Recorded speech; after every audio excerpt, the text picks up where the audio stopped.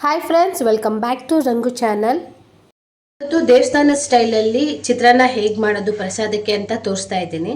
ಅದಕ್ಕೆ ನಾನು ತೊಗೊಂಡಿರೋದು 1 ಕಪ್ಪು ತೆಂಗಿನ ತುರಿ, 2 ನಿಂಬೆಹಣ್ಣು ಮತ್ತು 5 ರಿಂದ 6 ಹಸಿಮೆಣಸಿನಕಾಯಿ, ಸ್ವಲ್ಪ ಕರಿಬೇವು, ಸ್ವಲ್ಪ ಕೊತ್ತಂಬರಿ, ಕಡಲೆಕಾಯಿ ಬೀಜ, ಕಡಲೆಬೇಳೆ ಇಷ್ಟು ತೊಗೊಂಡಿದ್ದೀನಿ.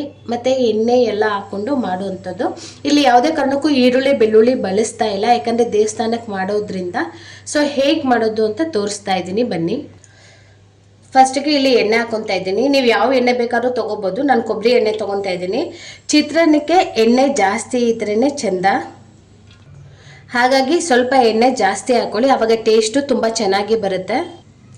ಈಗ ಎಣ್ಣೆ ಕಾದಿದೆ. ಎಣ್ಣೆ ಕಾದ್ಮೇಲೆ ಸಾಸಿವೆ ಹಾಕ್ತಾ ಇದ್ದೀನಿ. ಸಾಸಿವೆ ಸ್ವಲ್ಪ ಸಿಡಿದ್ಮೇಲೆ ಜೀರಿಗೆ ಹಾಕ್ಕೊತಾ ಇದ್ದೀನಿ. ಜೀರಿಗೆ ಹಾಕ್ಕೊಂಡ್ಮೇಲೆ 1 ಟೇಬಲ್ ಸ್ಪೂನ್ ಅಷ್ಟು ಕಡಲೆಬೇಳೆ ಹಾಕ್ಕೊತಾ ಇದ್ದೀನಿ. ಅದಾದಮೇಲೆ 2 ಟೇಬಲ್ ಸ್ಪೂನ್ ಅಷ್ಟು ಕಡಲೆಕಾಯಿ ಬೀಜ ಹಾಕ್ಕೊತಾ ಇದ್ದೀನಿ. ಇದನ್ನು ನೀಟಾಗಿ ಸ್ವಲ್ಪ ಕೆಂಪಗಾಗೋವರೆಗೂ ಹುರ್ಕೊಬೇಕು, ಯಾಕಂದರೆ ಇಲ್ಲ ಅಂದರೆ ಹಸಿ ಹಸಿಯಾಗಿ ಸಿಗುತ್ತೆ. ಸ್ವಲ್ಪ ಕ್ರಿಸ್ಪಿನೆಸ್ ಬೇಕು ಅಂದರೆ ನೀಟಾಗಿ ಕೆಂಪಗಾಗೋವರೆಗೂ ಹುರ್ಕೊಬೇಕಾಗುತ್ತೆ. ಇದನ್ನು ನೀವು ಕಡಲೆಬೇಳೆ ಕಡಲೆಕಾಯಿ ಬೀಜ ಬದಲು ಹಸಿ ಬಟಾಣಿ ಕೂಡ ಯೂಸ್ ಮಾಡ್ಕೊಂಡು ಮಾಡ್ಬೋದು. ದೇವ್ರ ಪ್ರಸಾದಕ್ಕೆ ಅದೇ ರೀತಿಯೂ ಮಾಡ್ತಾರೆ, ಅದು ಕೂಡ ಚೆನ್ನಾಗಿರುತ್ತೆ. ಬಟ್ ಇಲ್ಲಿ ಈರುಳ್ಳಿ ಬೆಳ್ಳುಳ್ಳಿ ಯಾವುದೇ ಕಾರಣಕ್ಕೂ ಯೂಸ್ ಮಾಡೋ ಹಾಗಿಲ್ಲ. ಈಗ ಸ್ವಲ್ಪ ಕರಿಬೇವು ಹಾಕ್ಕೊತಾ ಇದ್ದೀನಿ, ಸ್ವಲ್ಪ ಹಸಿಮೆಣಸಿನಕಾಯಿ ಹಾಕ್ಕೊತಾ ಇದ್ದೀನಿ. ಅದ್ರ ಜೊತೆಗೇ ಹಾಕ್ಕೊಂಡು ನೀಟಾಗಿ ಫ್ರೈ ಮಾಡ್ಕೋಬೇಕು. ಕಡಲೆಕಾಯಿ ಬೀಜ ಕಡಲೆಬೇಳೆ ನೋಡಿ ಈ ರೀತಿ ಕೆಂಪಗಾದರೆ ಸಾಕು, ಪರ್ಫೆಕ್ಟ್ ಅಂತ. ಈ ರೀತಿ ನೀಟಾಗಿ ಇದು ಹಸಿಮೆಣಸಿನಕಾಯಿನ ಹುರ್ಕೊಬೇಕು. ಎಣ್ಣೆಯಲ್ಲಿ ಹಸಿಮೆಣಸಿನಕಾಯಿ ಹುರ್ಕೊಂಡಷ್ಟು ಗ್ಯಾಸ್ಟ್ರಿಕ್ ಆಗಲ್ಲ, ಅದಕ್ಕೋಸ್ಕರ ನೀಟಾಗಿ ಹುರ್ಕೊಬೇಕಾಗುತ್ತೆ. ಹಸಿಮೆಣಸಿನಕಾಯಿ ನೀಟಾಗಿ ಫ್ರೈ ಆದಮೇಲೆ ಈಗ ಏನು ತೆಂಗಿನಕಾಯಿ ತುರಿ ತೊಗೊಂಡಿದ್ದೀನೋ ಅದು ಹಾಕ್ಕೊತಾ ಇದ್ದೀನಿ. ಅದು ಹಾಕ್ಕೊಂಡು ನೀಟಾಗಿ ಫ್ರೈ ಮಾಡ್ಕೊಬೇಕಾಗತ್ತೆ. ಈ ರೀತಿ ನೀಟಾಗಿ ಮಿಕ್ಸ್ ಮಾಡ್ಕೊಬೇಕು. ಯಾಕೆ ಸ್ವಲ್ಪ ಹೊತ್ತು ಇದನ್ನು ಮಿಕ್ಸ್ ಮಾಡಬೇಕು ಅಂದರೆ ಕೊಬ್ಬರಿ ಇದಕ್ಕೆ ಕಾಯಿ ಹಾಕಿದ್ದೀವಲ್ಲ, ಅದು ಕೂಡ ಸ್ವಲ್ಪ ಎಣ್ಣೆ ಬಿಡುತ್ತೆ, ಅದಕ್ಕೋಸ್ಕರ. ಈಗ ರುಚಿಗೆ ಎಷ್ಟು ಬೇಕೋ ಅಷ್ಟು ಉಪ್ಪು ಹಾಕ್ಕೊತಾ ಇದ್ದೀನಿ. ಈಗ ಅರಿಶಿನ ಹಾಕ್ಕೊತಾ ಇದ್ದೀನಿ. ಈಗ ನೀವು ನಿಂಬೆಹಣ್ಣು ಚಿತ್ರಾನ್ನ ಮಾಡ್ತಾ ಇದ್ದೀರಾ ಅಂದರೆ ಅರಿಶಿನ ಇಲ್ಲದೆ ಅದು ನಿಂಬೆಹಣ್ಣು ಚಿತ್ರಾನ್ನ ಅನ್ಸ್ಕೊಳ್ಳೋದೇ ಇಲ್ಲ. ಸ್ವಲ್ಪ ಅರಿಶಿನ ಹಾಕ್ಕೊತಾ ಇದ್ದೀನಿ. ಅರಿಶಿನ ಹಾಕಿ ನೀಟಾಗಿ ಮಿಕ್ಸ್ ಮಾಡ್ಕೊಬೇಕು. ಈಗ ಮೇಲ್ಗಡೆ ಕೊತ್ತಂಬರಿ ಹಾಕ್ತಾ ಇದ್ದೀನಿ. ಕೊತ್ತಂಬರಿ ಹಾಕಿದ್ಮೇಲೆ ಸ್ಟವ್ ಆಫ್ ಮಾಡಿ ನಿಂಬೆಹಣ್ಣು ರಸ ಹಾಕಬೇಕಾಗುತ್ತೆ.